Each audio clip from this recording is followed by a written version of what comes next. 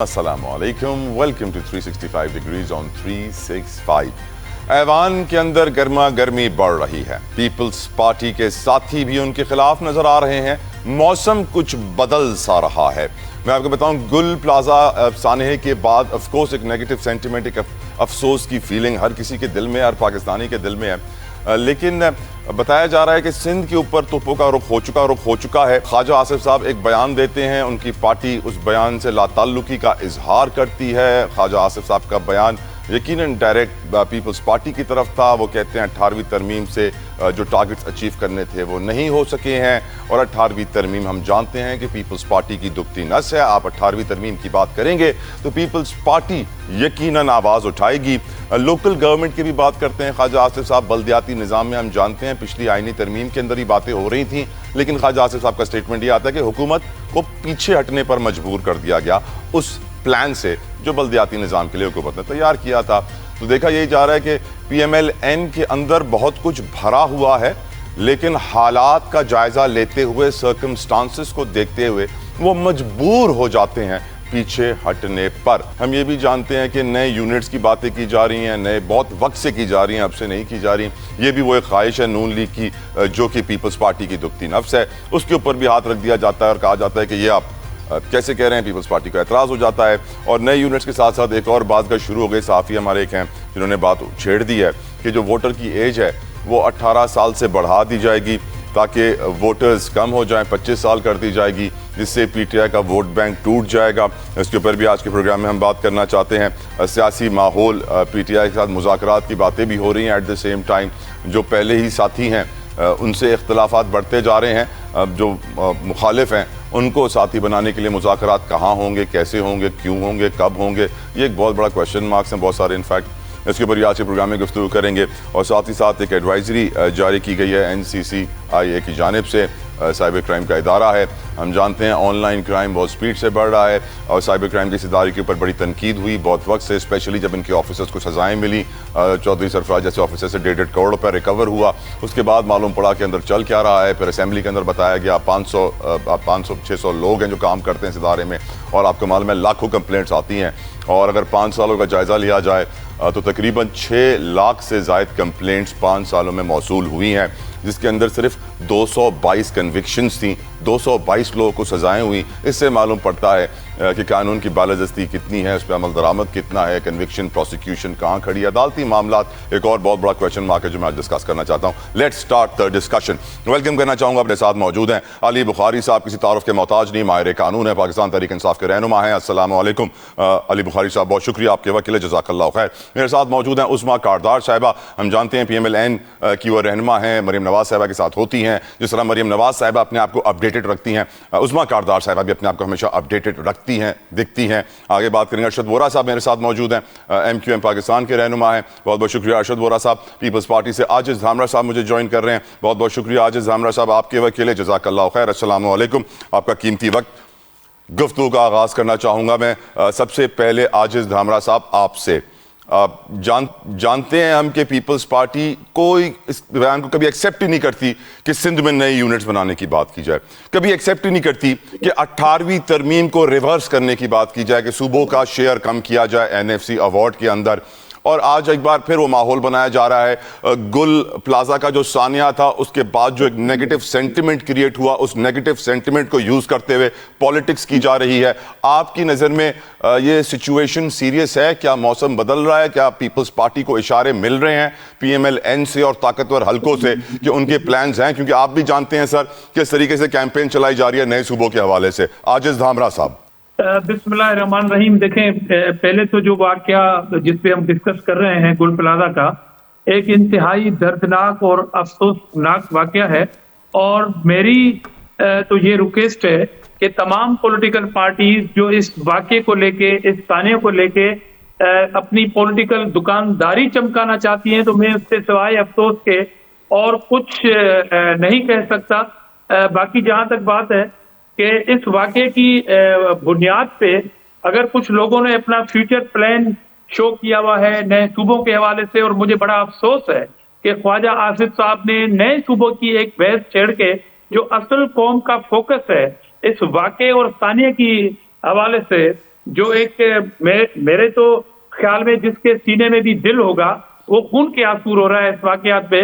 बहैसियत हुकूमत आप तनकीद कर सकते हैं, इंतजामी इशूज पे आप तनकीद कर सकते हैं, मगर गुल सेंटर पे एक प्लाजा पे उस सानिया पे अवाम से हमदर्दी के बजाय आप डाइवर्ट करना चाहते हैं किसी दूसरी चीज में, ताकि टॉक शोज के अंदर, मीडिया के अंदर पॉलिटिकल पार्टीज एक दूसरे के इख्तलाफात जो हैं वो उसमें पड़ जाएं और असल तवज्जो हट जाए। तो मेरे ख्याल में ये अफसोसनाक सूरत हाल है। आजिज साहब, क्या पीपल्स पार्टी के चेयरमैन बिलावल भुट्टो जरदारी साहब को ये रियलाइज हो रहा है, क्या आपकी लीडरशिप को ये रियलाइज हो रहा है कि नून लीग अंदर से कितनी भरी हुई है और मजबूरी के तहत पीपल्स पार्टी के साथ चल रही है? देखिए, कोई फर्क नहीं पड़ता, पीपल्स पार्टी पे कोई फर्क नहीं पड़ता कि मुस्लिम लीग नून अगर अंदर से भरी हुई है और उसका इजहार ख्वाजा आसिफ साहब अगर अपनी पार्टी की नुमाइंदगी करते हुए, जो आपने लफ्ज इस्तेमाल किया कि अंदर से भरी हुई है, अगर वो इस माहौल में जब कौम एक वाक़े की वजह से गमज़दा है, उन्होंने 18th अमेंडमेंट के खिलाफ अगर स्टेटमेंट दे दी है, तो मेरे PMLN के साथी यहाँ पे बताएं कि जो COD हुआ था बिटवीन पीपल्स पार्टी और PMLN के दरमियान, और अगर लीडरशिप का नाम लूं तो शहीद मोहतरमा बेनजीर भुट्टो साहिबा जो उस वक्त हयात थी और नवाज शरीफ साहब के दरमियान, तो या तो वो अपने लीडर को गलत कहें, वो मीडिया में कहें कि नवाज शरीफ साहब का जो फैसला COD वाला और 73 के आइन को असल रूह के मुताबिक बहाली करने के वाला जो क्रेडिट है उसमें PMLN की नाअहली है, वो एक्सेप्ट करें।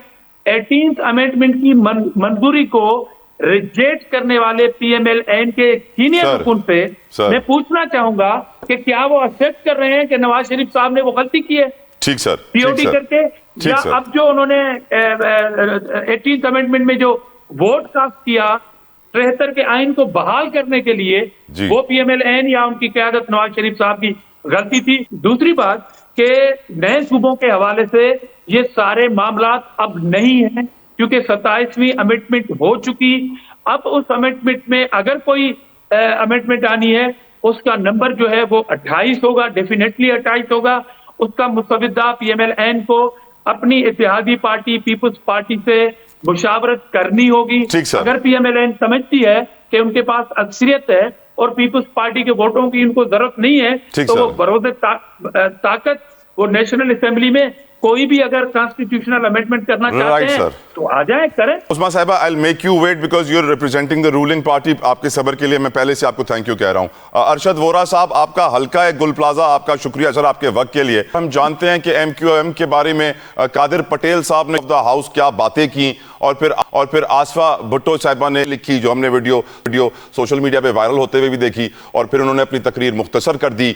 बड़े इल्जामात पीपल्स पार्टी की तरफ से MQM पे लग रहे हैं, नून लीग की तरफ से पीपल्स पार्टी पे लग रहे हैं, MQM की तरफ से पीपल्स पार्टी पे लग रहे हैं, तो माहौल गर्म हो गया है। क्या आपको कोई इशारा मिला है कि मौसम बदलने वाला है वोरा साहब? देखें, इसमें ना किसी इशारे की जरूरत है, इट्स एन इंसिडेंट, ये बड़ा अंदरनाक हादसा हुआ है।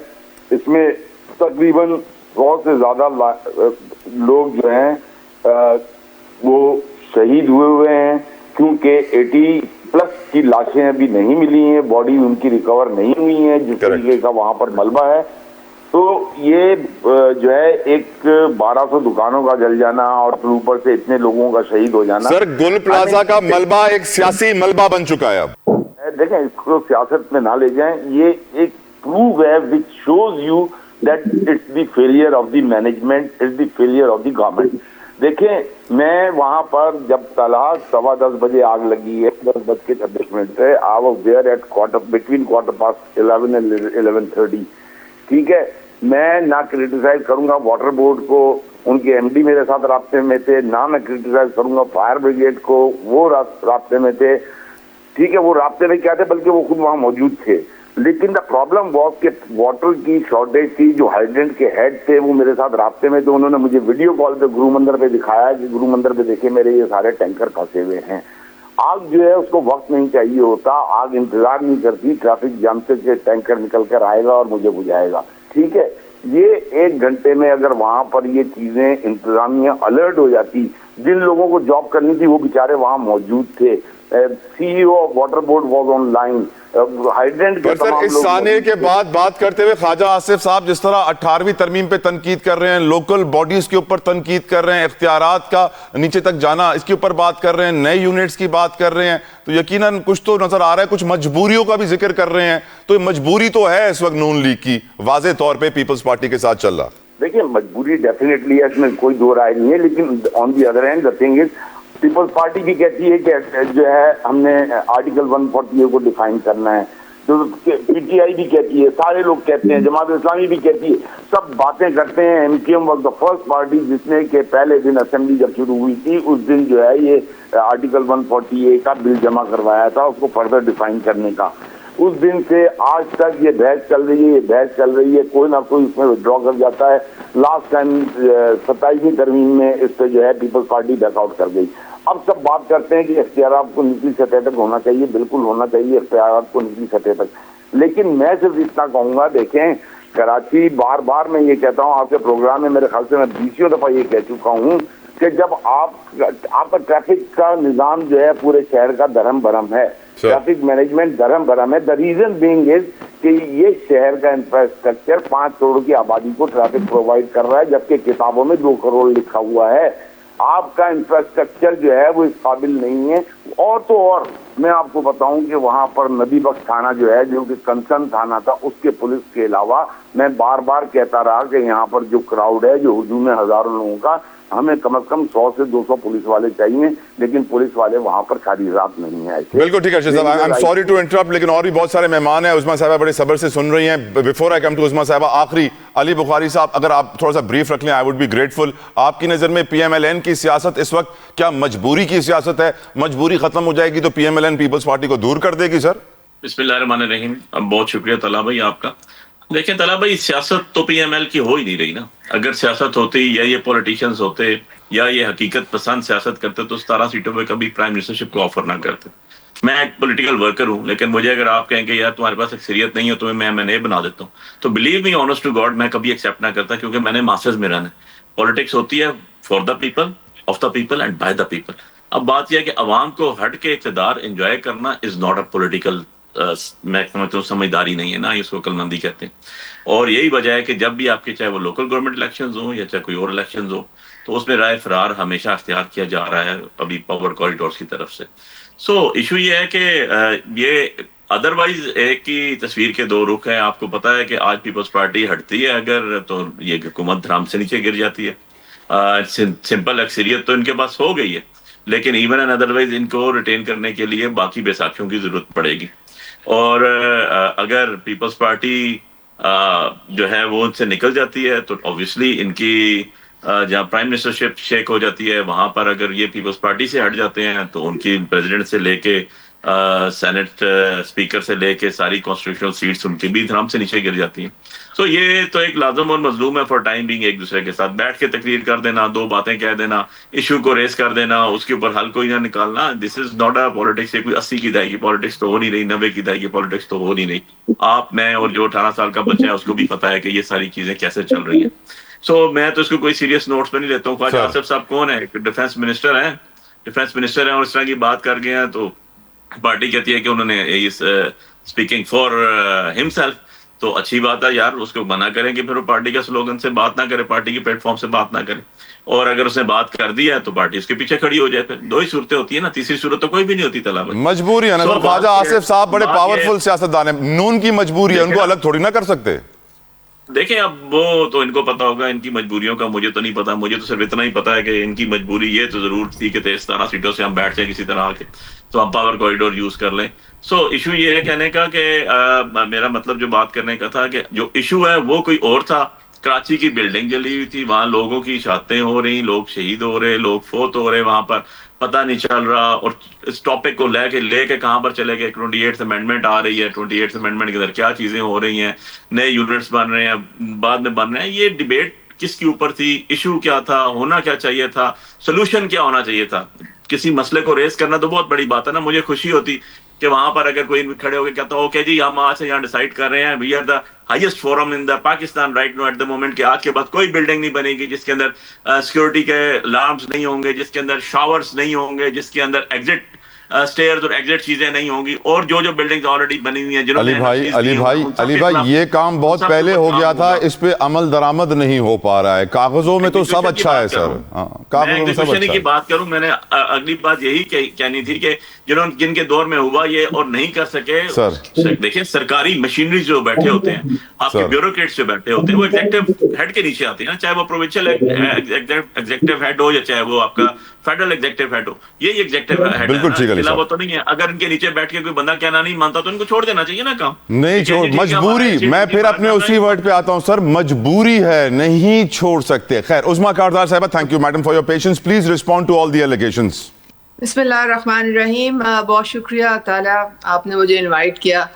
सबसे पहले तो दिल इतना अफसरदा है, बहुत शदीद तकलीफ में है गुल प्लाजा की वजह से, और जो सफ़े मातम बिछी है, बहुत सारे घरों में तबाह हो गई उनकी जानो माल, उसका जितना भी अफसोस किया जाए वो कम है।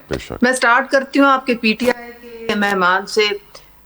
इन्होंने थ्योरी तो बहुत अच्छी पढ़ी हुई है जमहूरियत की, for the people, of the people, by the people, लेकिन प्रैक्टिकल जो है ना इनका सिर्फ एक है, और वो सीएम आफरीदी ने आपको बारहा कह के तो वो बता दिया है कि जी हमें किसी की कोई परवाह नहीं, केपी में क्या हो रहा नहीं हो रहा, लोगों का कोई हमें मसला नहीं, हमें सिर्फ डियाला में हमारा जो बानी है ना उसको हमने निकालना है बाहर, बस हमारा एक एजेंडा है, हमारा उसके अलावा एजेंडा ही कोई नहीं है। देखिए दूसरी बात ये है कि मजबूरी जो ख्वाजा आसिफ ने कही, मुझे नहीं मालूम उन्होंने ये वर्ड क्यों यूज किया, लेकिन अगर आप मुझसे पूछें तो हमारे ये सिस्टम का एक बहुत बड़ा फेलियर है।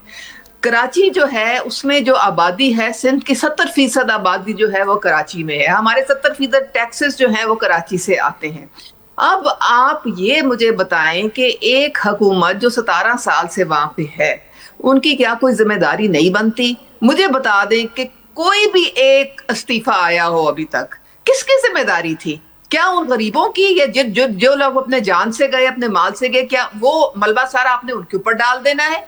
किसी ने तो ये जिम्मेदारी लेनी है कि नहीं लेनी है? और आप जितने खुद जिस तरह आप कह रहे हैं कि एक 2023 में एक ऑडिट रिपोर्ट बनाई गई थी केएमसी की तरफ से, केडीएस सारों ने कहा कि तकरीबन 350 ऐसी इमारतें हैं जिनमें कोई सेफ्टी मेजर्स नहीं है।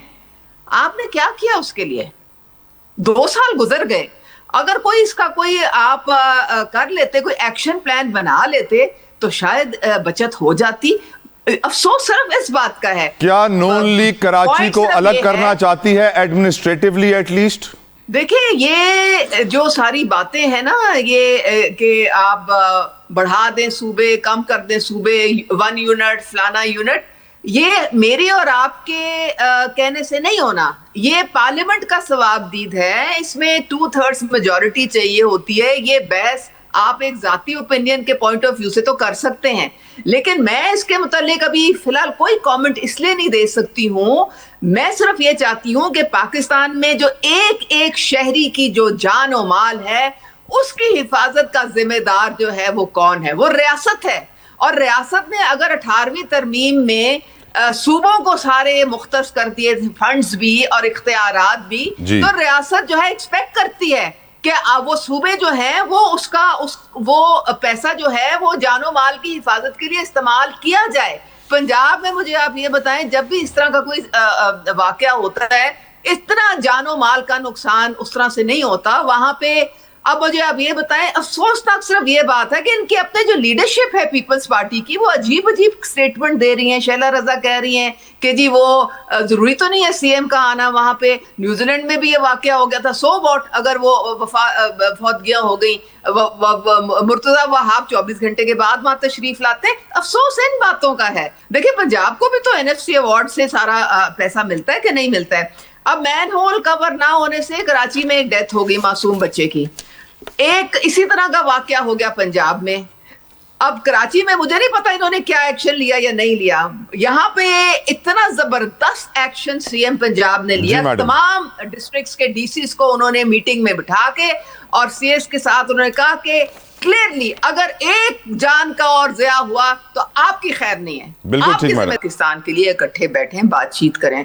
फिर अभी भी जब ये अचकज़ई साहब को इन्होंने नॉमिनेट किया था तो राना सना के थ्रू उन्होंने पैगाम यही भेजा था कि आप आए, मैं आपकी मुलाकात करवाता हूँ प्राइम मिनिस्टर से, कोई मुज़ाकरात की बात जो है उसके मिल बैठ के कुछ उसको आगे बढ़ाते हैं।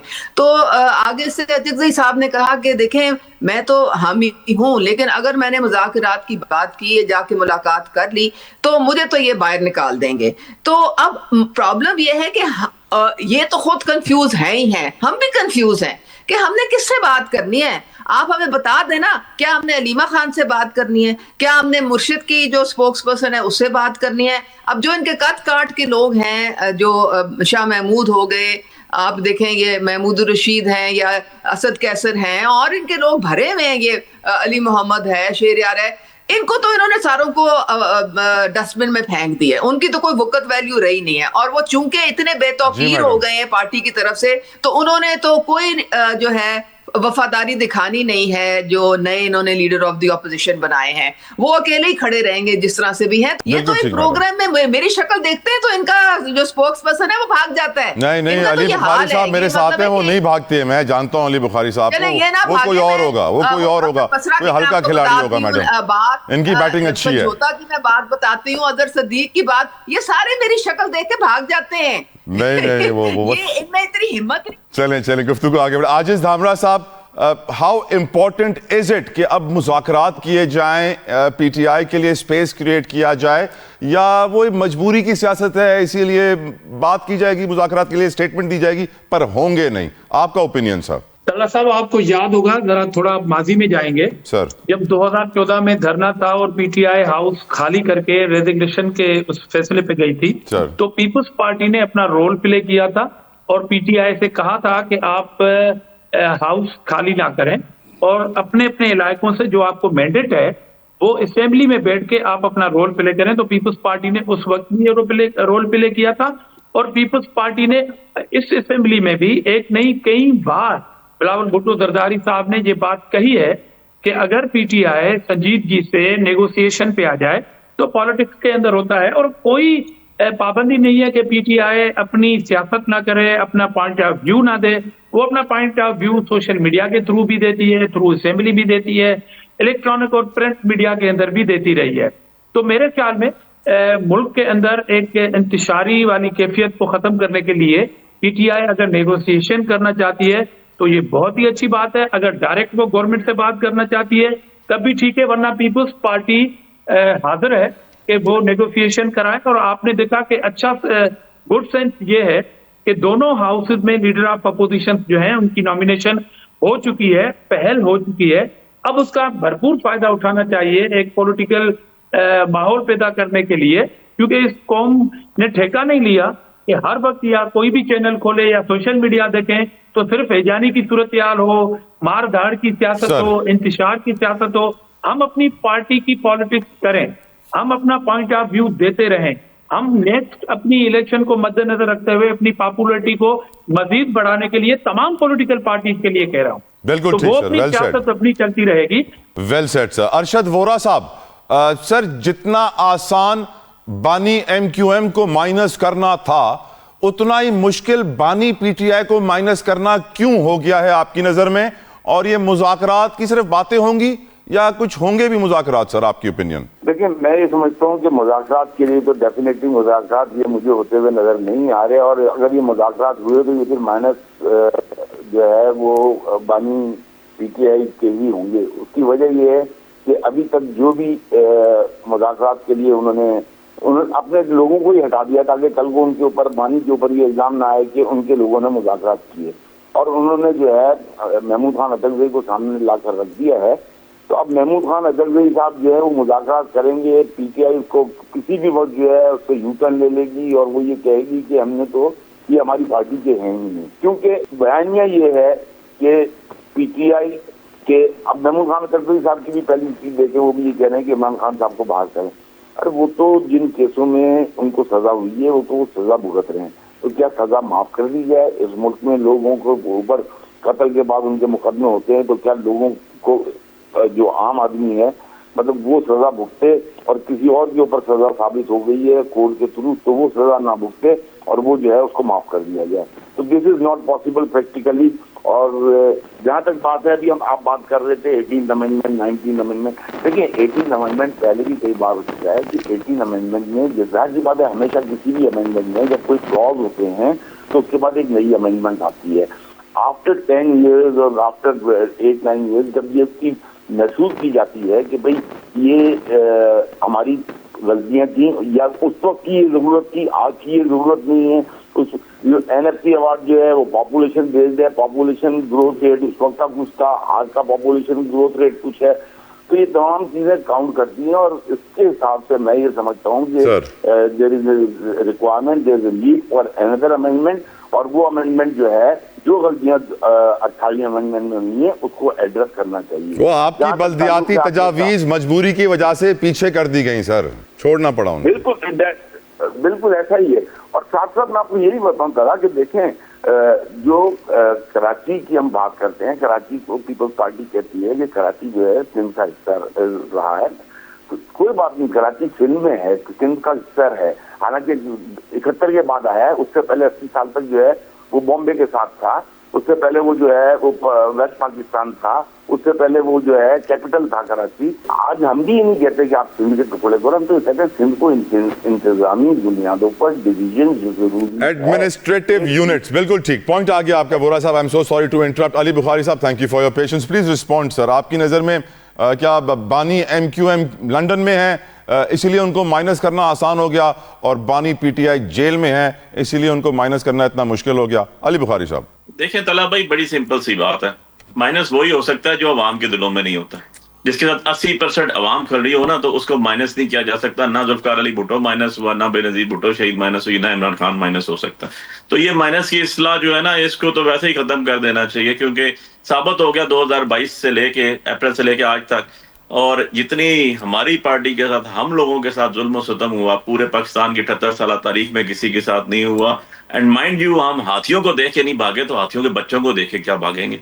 सो बात यह है कि भागने वाले चैप्टर क्लोज हो गया। जिन्होंने भागना था, जो लाए थे, वो ले भी गए। सो आज भी आप जब भी इलेक्शन कराते हैं तो तीनों पार्टियां, एक पार्टी जब हम खड़े होते हैं, हमारा बंदा जो है वो इलेक्शन के लिए कंटेस्ट करता है तो उसके सामने जो है 13 पार्टियां मुश्तरका तौर पे एक बंदा देती हैं, दैट इज PTI। ये है इमरान खान साहब। और जब हम नहीं लड़ते तो उसमें ये आपस में एक दूसरे के खिलाफ मुकाबले के लिए बंदे उतार देते हैं। This is the reality. Check कर लीजिएगा सारे, कोई भी इलेक्शन आए, जब भी लोकल गवर्नमेंट इलेक्शन आते हैं। कल की बात है, इसी हफ्ते में इस्लामाबाद के इलेक्शन अनाउंस हुए। हमने सिर्फ टिकट अनाउंस करने के लिए, मैं खुद अपीलेट फोरम में था, उसके अंदर मैंने देने थे क्योंकि मेरी कॉन्स्टिट्यूंसी है इस्लामाबाद, 50,000 वोट से जीत के बैठा हूँ। तीनों में मैंने इसको रखा गया। जब हमने टिकट देने थे, सबमिट कराने थे, रात ही को ऑर्डिनेंस लाया गया और उसको ECP ने विड्रॉ कर लिया। सो जब भी आप पब्लिक के पास जाएंगे, मासेस में जाएंगे, तो वहां से आपको सिर्फ इमरान खान मिलेगा। इसलिए माइनस का तो चैप्टर है क्लोज्ड। और मुज़ाकरात का चैप्टर अब आ जाते हैं मुज़ाकरात के ऊपर।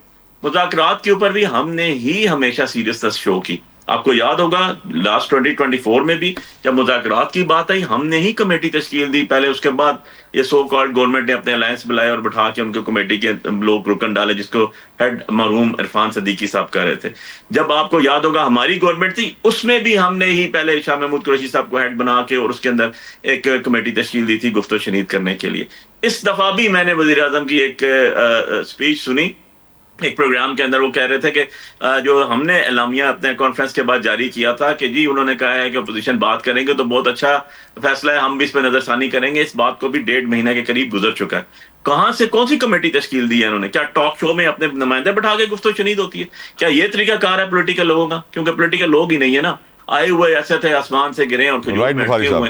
इशू ये है कि जब पॉलिटिकल बंदा नहीं होता तो पॉलिटिकल गुफ्तगू भी नहीं करता। उसकी पॉलिटिकल गुफ्तगू में ना सिंसियरिटी नजर आती है, ना सीरियसनेस नजर आती है, ना वाइज कोई डिसीजन नजर आते हैं। तो वाइज डिसीजन पॉलिटिकल लोगों का फर्ज है, उन्हीं को करना चाहिए क्योंकि वो अवाम को रिप्रेजेंट करते हैं। वो अवाम को रिप्रेजेंट करते हैं, उनके लिए कर रहे होते हैं। अपनी जात, अपनी औलादों, अपने नवासों, अपने पोते पोतियों बहनों भतीजों के लिए नहीं कर रहे होते। बिल्कुल अली बुखारी साहब, साइबर क्राइम को कंट्रोल करने वाला इदारा NCCIA, जिसके ऊपर कई इल्जाम, जिसके बहुत सारे ऑफिसर्स इस वक्त जेलों में हैं, जिनके ऊपर करप्शन के इल्जाम, जिनके लिए कहा जाता था कि वो मुबैना तौर पर तौहीन मजहब के झूठे मुकदमात बनाते हैं, उनसे 1.5 करोड़ पर रिकवर किया गया। उसी NCCIA इदारे ने एडवाइजरी जारी की है, क्योंकि लाहौर हाई कोर्ट में उनकी सरजनिश हुई थी कि जजेस के बारे में इतना कुछ चल रहा है सोशल मीडिया पे, आप कुछ करते क्यों नहीं है। फिर वो होश में आ गए, एक्टिव हुए। आज भी उन्होंने एडवाइजरी जारी की और बोला है कि अगर, वाज़े कहा गया उस एडवाइजरी में, अगर आपने कोई ट्वीट रीट्वीट कर दी, कोई कंटेंट शेयर कर दिया,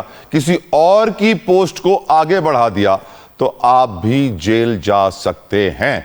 और NCCIA की हिस्ट्री को याद रखते हुए आप एक्चुअली जेल जा सकते हैं। वो किसी को भी जेल भेज सकते हैं, ये तो हम जानते हैं, और फिर पूरी जिंदगी फंसे रहेंगे।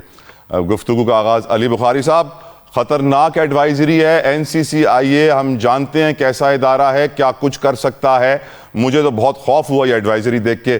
आपका इसके ऊपर रिएक्शन सर? देखें तला भाई, दो चीजें हैं इसके अंदर, दोनों का फेस ऑल टुगेदर डिफरेंट है।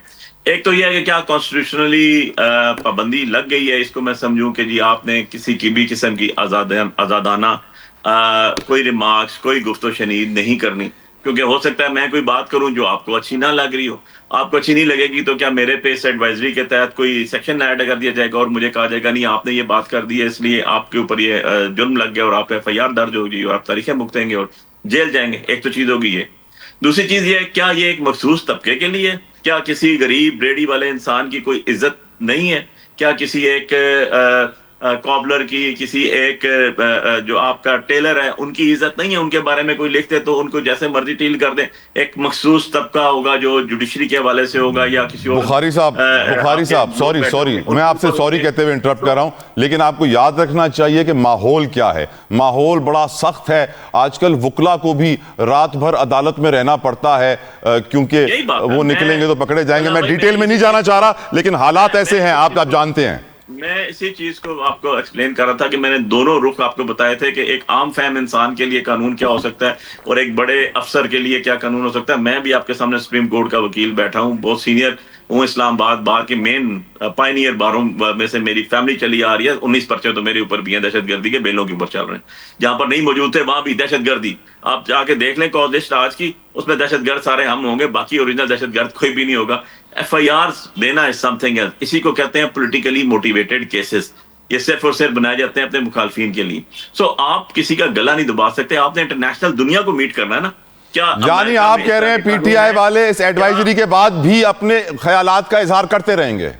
सर एडवाइजरी पे छोटे छोटे पर्चे होते हैं, ये इससे बड़े बड़े हम भुगत रहे हैं। 302 का मेरे पे भी है, डकैती का भी मेरे ऊपर डाला। सर आप तो वकील है ना, आम आदमी को तो खर्चा करना पड़ेगा ना वकील हायर करने की। बात ये है कि ऐसी बात नहीं है तला भाई, FIR तो FIR होती है ना, कंटेंट्स तो सबके सेम होते हैं, उसकी प्रिकॉशंस भी सेम होते हैं। उसकी अल्टीमेट जाके आपने देख लिया कि एक वकील को हाई कोर्ट की बिल्डिंग में रात को रहना पड़ा, लेकिन उस हाई कोर्ट के लिए भी अल्लाह याफिज़ है जो 20वीं और 27वीं अमेंडमेंट के बाद भी बैठी हुई है। बिल्कुल ठीक है, और इस तरह बैठी हुई है कि उनके अपने मेंबर्स के साथ ये चीजें की जा रही हैं। देना थोड़ी सी उस्मा साहिबा, यानी मैं अगर सॉरी उस्मा साहिबा, यानी अगर मैं अपने सोशल मीडिया प्लेटफॉर्म पे जाकर ये लिखूं कि मैं PMLN से बहुत मोहब्बत करता हूं और पीपल्स पार्टी से नफरत करता हूं और ये उसकी वजूहात हैं, तो पीपल्स पार्टी मुझे पकड़वा सकती है कंप्लेंट करके।